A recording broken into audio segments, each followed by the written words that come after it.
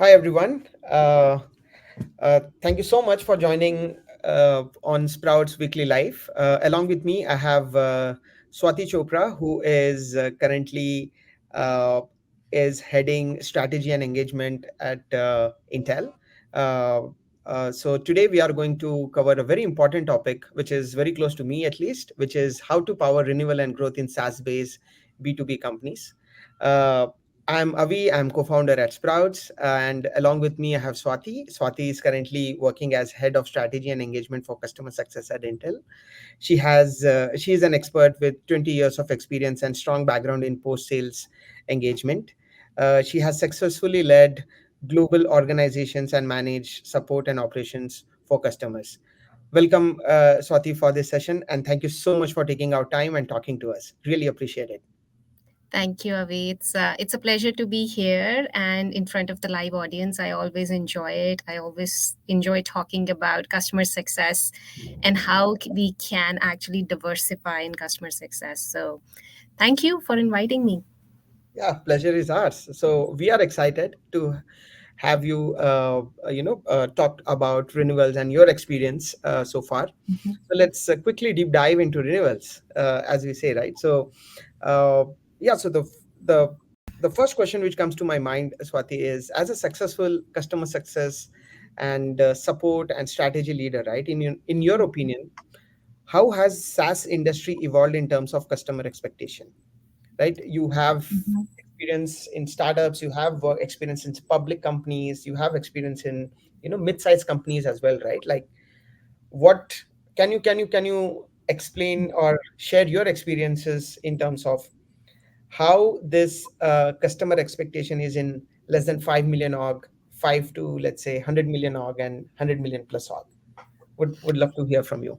Definitely. So, how I see it is as survival to growth story, right? When you are a small startup, every key customer is important. That's your survival game, right? Because you have very limited customers. You have to make sure that you do the best job for those customers so you don't lose them to any large players. So, as a startup, your main focus is survival. So, what is important for your customers is as soon as you get the customer, you should make sure that they are adopting the product. They're getting the value out of the product. And the Mhm, customer is also expecting you to generate the value for them as soon as possible mhm, because they are also generating a risk for themselves by signing up with a smaller company, but they are expecting it to move faster than a larger company. And that's where the win-win comes for both the sides, right? It's the survival story for a startup, it's a fast moving piece for the customer. So adoption becomes a really, really big play. The entire focus of customer success is then on how can we make sure that the customer is onboarded very quickly, and then they are able to put the product into practice and start putting their use cases in place, start getting the value out of the product. So that's the play with a smaller company. As mhm, you become larger and larger, now you have a base of customers who are already stabilized. Your product is also very stabilized. It's mhm. not about survival, it's more about growth. You've already survived. Right now, Yes. how do you expand your revenue? How do you expand your customer base? Mhm, That comes when you are now out of that value realization phase and you are creating and generating more value for your customer in terms of, uh, yes, they had one use case that mhm, you did really well. How do you generate more value? There are other use cases for that customer. How do you solve those use cases for the customer? So this is again a win-win story because now your customer is seeing you as a quarterback. They mhm, trust you with one use case and they're telling you, we have these other pain points. Can you mhm. help us with those pain points? And for you, it's the expansion and growth story because you're already making a revenue with that one use case. And now you can expand into those other use cases.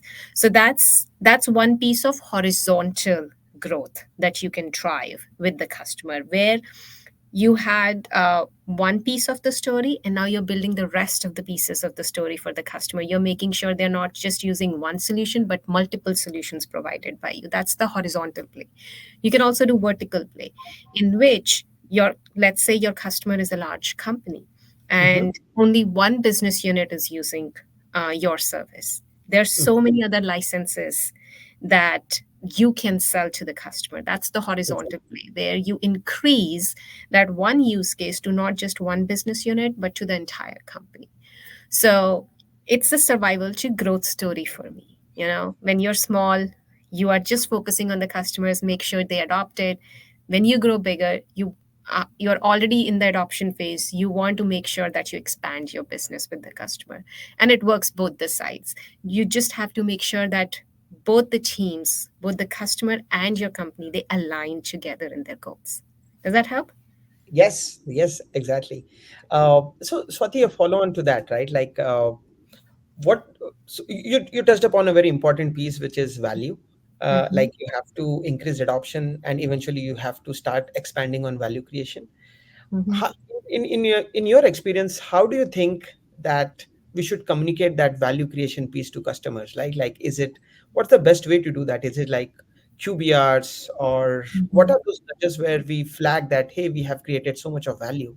Because obviously product does a lot of work, customer success people does a lot of work in the background, but I think getting in front of them and saying, hey, this is the amount of value which has been created, what's in your experience, what's the best way to do that? There are multiple ways of generating and showcasing that value. As you, to your point, you know, QBR is a very normal way, but Mhm, then QBRs are done once a quarter, right? mhm. A CSM can actually utilize every touch point to generate that value for the customer. And we in the industry, we are also moving from a value based to also an outcome based play, where we are working with the customer to target an outcome. Rather than selling a solution, we are selling an outcome. uh, Awesome. why are we making that shift? Because earlier we were saying, okay, this is our solution, this is what we can do better. Mhm. Why don't you buy our solution and this will help you? That was the earlier story. Now the Correct. customers are becoming smarter, right? Mhm. And there's so much of competition into the market. So customers are saying, I don't want to know what you can do. I want you to know what is my problem, right? This Yeah. is my problem. Tell me, how are you going to solve it? What is the outcome that you're going to deliver? So I don't care what solution you provide me. I care more about the outcome. So we are now starting our shift from value based selling to an outcome based selling, where we are promising the customer, okay, this is your pain point. We understand your pain point. We're not going to give you the same solution that we paste on every other customer. We are going to customize it so we deliver the outcome that you need to solve your problem. And with that, you already show the value when you have put up a success plan in place by the CSM in coordination with the customer. And you know, okay, our outcome will be driven Mhm. in, let's say, 9 months. These are our milestones towards that. So after 9 months, if we have delivered the outcome, the customer knows. If we have not done it, the customer knows that as well. So it is becoming more and more customer focused as we Mhm. go forward, because the customers need even better service. With AI coming into play, with different technologies, different players coming into play, it is becoming more of a customer focused economy, where we, whoever delivers the best outcome and value to the customer, that's the player that stays. I have a very important question which has come a lot from our prospects and people who usually hear our live, right? So, how will technologies like AI, machine learning, and automation will impact overall customer success department, right? Like, would love to know your point of view in 2024, how that shift is going to happen, and let's say slightly for a longer term, let's say 5 years from now, how do you think this AI, ML, and customer automation will impact CS department as a whole? Sure. This is one of the favorite things, because everybody's trying to understand how AI would, you know, change the way we work. Mhm. And I don't think so anybody has the answers today. Everybody's trying to learn as we change, because we are changing every day. The landscape is changing every day. I think yesterday only I was reading an article. There was a company, and they just used AI for their support. And this chatbot was doing a work for at least 700 agents. Wow. So it was that powerful that they developed the chatbot. How it will transition customer success, I definitely think AI will play a big role there. Mhm. So it will not completely take out a CSM out of the picture, but it will definitely transform the way we work with the customers today, the way we do our research.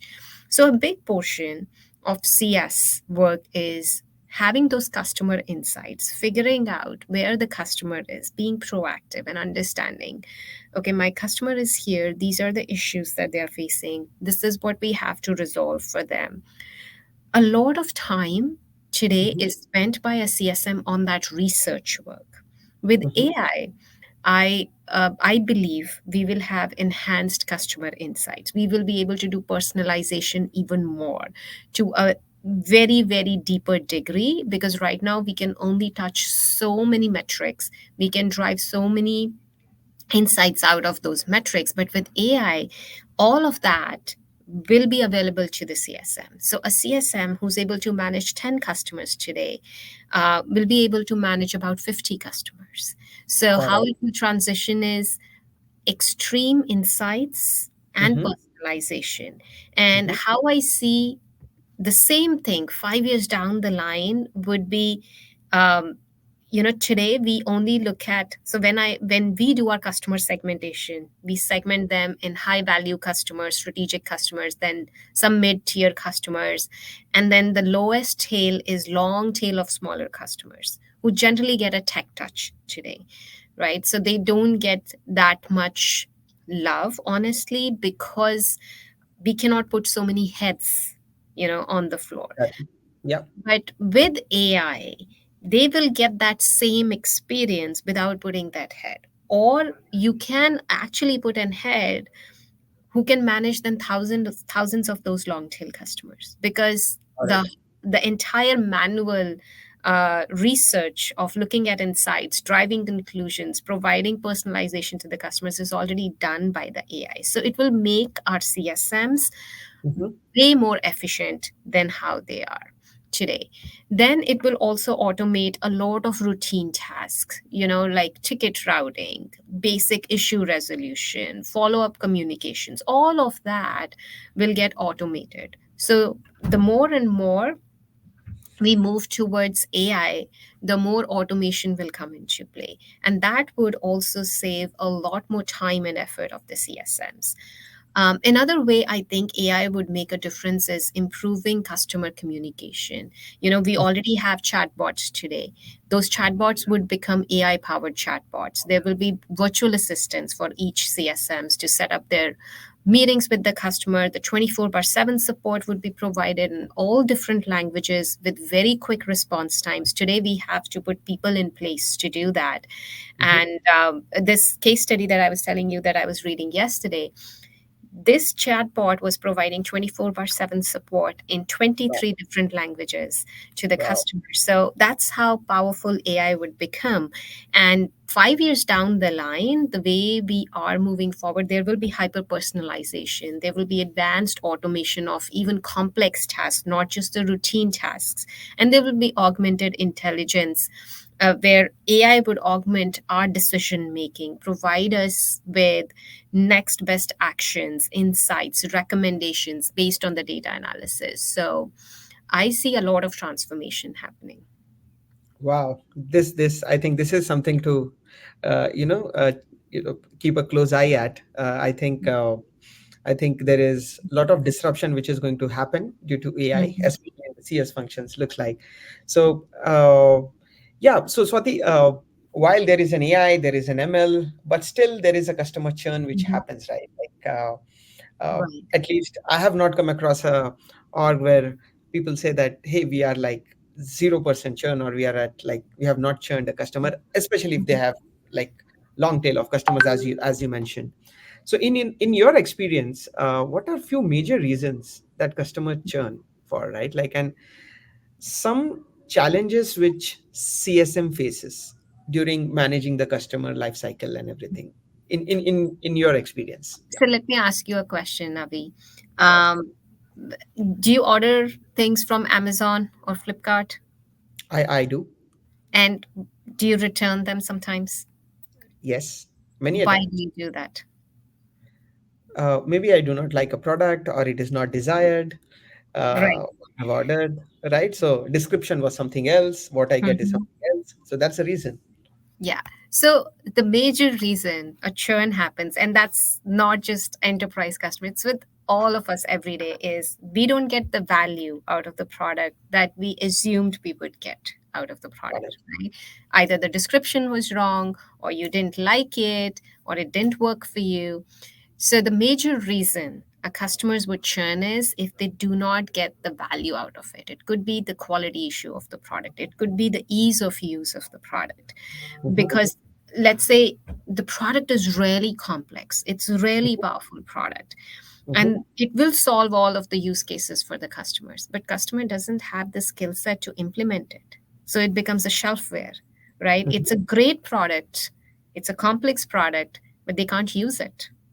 Mm-hmm. So if it is complex, even that is a bad thing for a product. The product should be which is easy to use, easy Okay. to implement, and Mm-hmm. it's generating the value. And that's the biggest, I would say, target for any of the CSM. The first goal is to make sure that the customer is able to implement the product. Mm-hmm. The product is able to deliver the outcome or the use cases that we discussed when they were purchasing the product. Uh, Generally, our sales in software is either a one year renewal or a 3 year renewal or a 5 year renewal. When you Yeah. have a 3 to 5 year renewal, you still have a lot of room wiggle Yes. room there, right? But when you have a 1 year renewal, and if your customer is not able to even adopt and implement the product in the first 9 months, Mm-hmm. that's where your renewal cycle starts, 3 months prior to the date of the end of the contract. Exactly. Guess what? You're going to the customer and you're saying, your renewal is coming. The customer is saying, I haven't even used your product for last 9 months. The renewal is not going to happen. So that's the biggest cause of churn if the customer is not able to utilize and get the value out of the product. So the biggest goal is as soon as a new customer comes on board, make sure they're able to utilize the product in the very first few months. The first use case of the customer is implemented in the first few weeks or first few months, depending how complex your solution is. And that's what the CSMs focus initially. Once the customer has adopted the product, then obviously the focus moves more around how do we give them a luxury experience. But this is the base minimum we have to provide to the customer. In a life of customer success manager, Mhm. what, as per you, Swati, are the best ways to optimize renewal processes in a B2B SaaS companies? Like, what are like top five or top three best practices which a CSM Mhm. should look after while championing the renewal process? Yeah. I think it's a good segue. As I was talking to you, right? If your renewal is in 1 year, then you should start at least a quarter before. My preference is always to start at least 6 months prior. Mm-hmm. Have that proactive engagement. That's the first piece. We don't want to be surprised at the time of the renewal that the customer didn't have a good experience with the product. So 6 months before the renewal, a CSM should start engaging on the renewal topic with the customer. How's their experience so far? What are the gaps? What are the pain points that they're facing? And start removing those pain points for the customer. Obviously, you should do that proactively even prior to that, but 6 months is definitely a deadline that if you are not actively focusing on this and being deliberate about your renewal, then Mm-hmm. it could impact your renewal. Got it. So start proactive engagement, at least give it a 6 month window, because if there are bugs or issues, then you need that time window to resolve and customer to see the resolution and work with the resolution over next few months. So provide that proactive engagement, keep the customer informed on how their progress is going on, what is the current progress against the outcomes that we discussed, so they know what value they are driving. So that's one piece. Another way where you can make sure that your renewals are coming on time in a timely manner is provide those incentives to the customers, that Mhm. by renewing this within this period, you there are different ways that you can provide those incentives. You can do a step cost to the customer. You can do some early bird discounting to the customer. That definitely helps, because if the first piece is the customer is happy. The second piece is that they do it on time. Once Mhm. you have taken care of the customer is happy, they will do it. Now you want to make sure that you're making your quarter. So making it on time, you have to provide some incentives for the customers. Not in all the cases, but in certain cases where you know that the customers take a lot of time Mhm. to process their renewal documents. So offer them early renewal discounts or additional value that you can provide, or a step cost on a 3-year deal. Like, for example, if they are signing a longer deal, then they pay a little bit less the first year, and then some discounting the second year, and third year they're paying the full price. So you can always incentivize the customers that way. And then I would also suggest doing a 360-degree overview of the customer at all the times. Use your data, provide the insights, see how you can improve the renewal performance, track Mhm. the metrics, identify what are the patterns. So when I talk about 360, it doesn't mean that you just have to look at one piece. Mhm. There's a famous story that Yeah. I think I heard in one of the Salesforce chat or someplace, that there are three people and they're going in the dark Mhm. and they touch something, and somebody touches a very long thin thing and they say, okay, there's a rope here. The other touches a pillar kind of a thing and they think there's a pillar here. And Mhm. then somebody else is touching a small something very hard, and they think there's a bone lying there. And Yep. when the lights are switched on, there's an elephant. Somebody was touching the horns. What do you call them? Trunk. Uh, Trunk Yeah. of the elephant. Somebody was touching the tail, and somebody was touching the leg, because everybody was focusing on their area. Got Nobody it. saw the 360-degree. Right. So it is very important not just to look at customer in different silos. That support is only looking at their ticketing system. Sales is looking at only how much revenue the customer is bringing. Customer success is looking at only adoption. You have to look at the entire 360-degree view to understand what is the health of your customer. Maybe they are doing really good in adoption, but they're facing a lot of bugs and they may not renew the product. Yep. Or they are not facing those bugs, but they will not renew because they are slowly moving to a competitor. So you Got need it. to have that 360-degree view of what is the health of the customer. If it is not green, what is causing that health to be either yellow or red? What are the actions you have to make so that you move them from the red or yellow state to a green state? So that is really really important for a CSM to look at. So definitely do a proactive engagement, do a Mhm. 360-degree overview of the customer, and incentivize their early renewals and upsells. And Got that, I think, would just make a really good story when you're trying to make sure that they have a smooth, positive experience and they renew. Got it. Got it.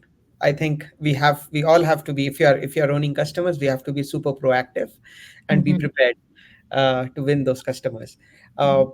Swati, one very important piece in the life of CSM, right? And when they managing customers is upselling, right? Because Mhm. obviously the ideal state is all your customers should be in green, and one piece is how you can, because customer success is a revenue generating function, right? Like it comes with uh, like majority of your revenue comes from existing customers and net new is only some part of it. So what are few playbooks and strategies which you recommend that has worked for you in the past, and what will be your recommendation that how a CSM or a customer success function should think about it? Yeah, I think it all starts with how well do you understand your customer. I Mhm, always count a CSM as a quarterback for the customer. This mhm, is a person who is a trusted advisor within the company for mhm, that customer, right? So my CSMs, I've always advised them, be with the customer. You are their quarterback. You need to understand their business. I've mhm, had CSMs who have so generally, when I hire CSMs for very strategic accounts, they're hired at the location of the customer, so that they can make those site visits to the customer. They can sit with the people who are actually doing the work at the customer site, who understand the infrastructure. mhm, And that's how you start building your relationship and your understanding of the business. The more you understand the business, the more you understand how you can create more value for that business. Now, mhm, let's say you have a CSM who goes to the customer side, who understands what the infrastructure is, who also understands what are the pain points and gaps for that customer. Then you look at what solutions we have in place and you say, okay, this is another solution that you're not using, but this could help you with that pain point. And mhm, working with the customer to do a POC, to do a pilot for that solution and see if it is actually helping. That's a very easy way to do an upsell for the customer, just because you know your customer well. yeah. Vis-a-vis a CSM who just does a monthly or a quarterly call with the customer to understand anything I can help you with. Of course, the customer will say, no, this is going great because the product is working great and everything is going fine. They'll probably renew, but they'll never expand because they don't know that you can solve the other problems and you don't know they have those problems because you never got to understand their setup. You never Mhm, got to understand the customer infrastructure. So that's the one piece. Understand your customer, understand their business, and understand what are the pain points of that business. And nobody's going to come and tell you. The more you go and talk to the customer, sit with the customer, the more you understand, right? It's a story of you don't know what you don't know, right? So yep, you'll have to figure it out. uh, exactly. so that's one piece of upsell. The other way is once your customer is happy, you always can go ahead and you can work with the customer to get that cross sell experience in other BUs or with other companies where the customer is ready to provide a reference for you. Mhm, If you are, and we call it as COE, centers of excellence. Let's say you have a center of excellence created in security business and mhm, all your customers are within the security business. You have already put up your solution with one security company and they love your solution. They would be ready to talk to another security company that you are going forward and pitching your product and provide a reference for you. So that kind of a COE can only be created when you have a happy customer, and that leads to a lot of cross sell for you in different industries. got it. So you can have a COE for security, for healthcare, for data centers, and one customer's experience can help the other customer because now they have the similar problems and they can talk about it and they can talk about how you're solving those problems. So those are some of the strategies we generally use. How can we hire a right talent, right? That right A players in CSM teams, right? Like CSM managers. Uh, what are your recommendations? Like how should Mhm. a CS head or founder should go after? Yeah, few things that I always look at is the first and foremost is communication and interpersonal Mhm, skills. mhm, As I was talking to you in the last question, you have to go and sit at the customer side. If you're just going to sit there and not talk to anyone, it's not going to yeah, help you. You might as exactly. well just sit in a cafe. So, a Yeah. person who has really strong interpersonal skills, Mhm, it is very similar to sales skills, where sales team, and I'm always amazed and always in awe with them. They can have a small talk anytime with anyone. I It get takes it. a lot of effort to do it. So, Yeah. having very strong communication and interpersonal skills, that's the first thing you have to look at when you're hiring a CSM. Then you Mhm, have to see and make sure that that person will be able to work proactively rather than reactively. A lot of Mhm. times, I always give them a case study or something where I want to see, have they proactively looked at certain things to solve customers' pain points rather than customer coming to them, so solve their problems even before they know they have a problem. And that's a skill that's very hard to judge in your interview cycle. You do need some case scenarios to do that, but that's very, very key for a CSM. Otherwise, there won't be much of a difference between your support engineer and your CSM. Support is reactive, while your CS is proactive, because support comes into play when you face the problem. CSM has to be there so you don't even face that problem. So, someone who's proactive, very strong communication skills, and then they should also be at least at a minimum understand your product. They should be technically savvy. They should be able to talk about your product. What are the biggest use cases that your product solves?